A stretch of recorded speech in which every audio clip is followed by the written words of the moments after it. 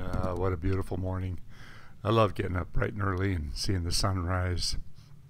Well, today we're working at a job site, and it's a fairly common tree that we work on in our area is the valley oak. And I don't know if you have valley oaks wherever you live, but they're a beautiful, magnificent, very wide spreading tree, sometimes tall and narrow like this other one, but generally they have the wide spreading shape. Now I want you to take notice of where this tree is planted and the surrounding area.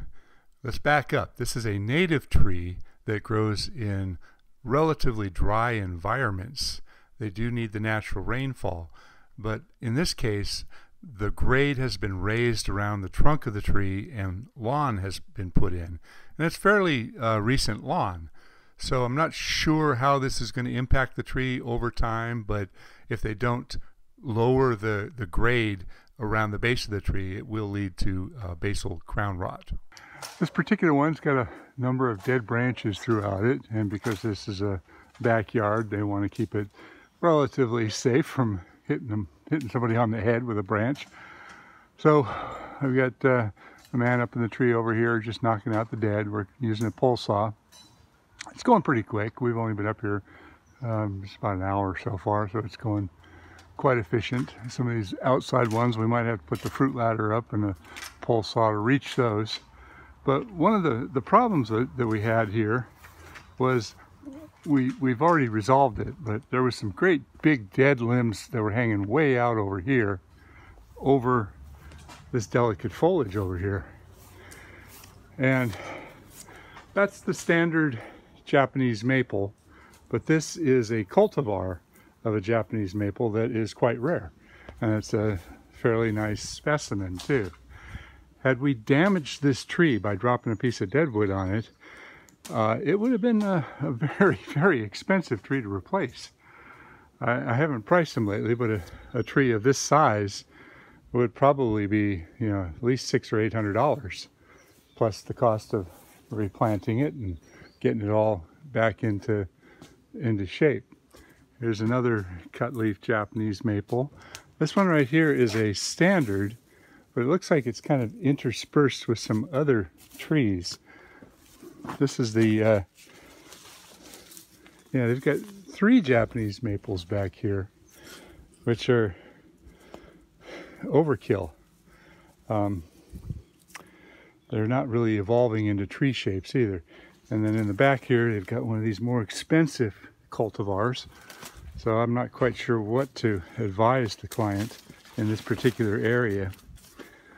Far in the back here, we got another Japanese maple that I want to show you. Let's go back over there.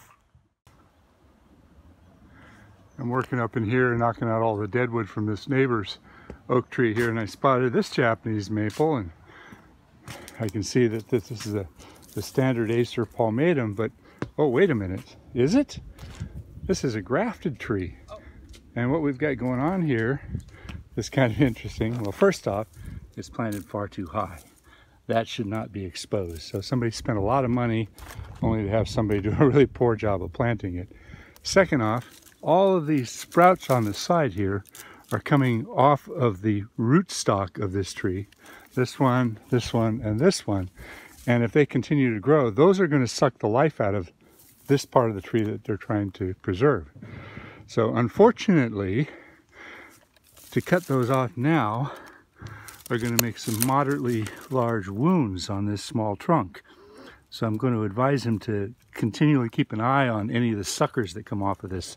I'm going to take all these off of here and try to resurrect what we've got left. But when you have suckers taking up all the energy that is growing, these are going to thrive if you don't take them off of there, and this will die back.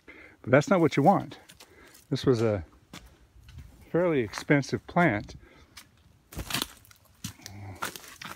and you can see what it's supposed to be. It's supposed to be a dwarf and a really small plant. So this is an issue that needs to be resolved sooner rather than later.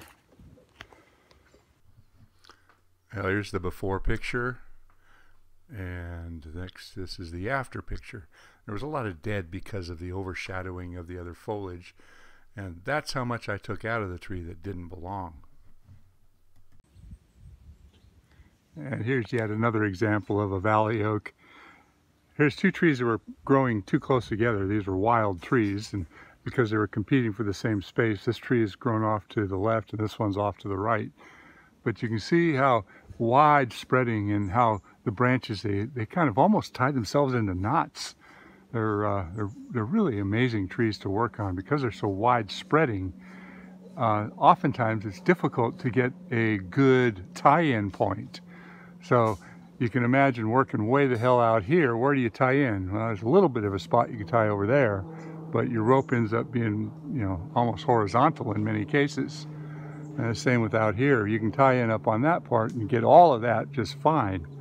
But unlike, like big firs and big redwoods and big pines and big single leader trees that you can work your way up to the top and tie in and then work your way straight down, these things oftentimes take a lot of multiple tie-ins. You've got to work from different points throughout the whole tree. But I really enjoy them. I think these are one of my most enjoyable trees to work on. They end up looking really nice, and they're just fun.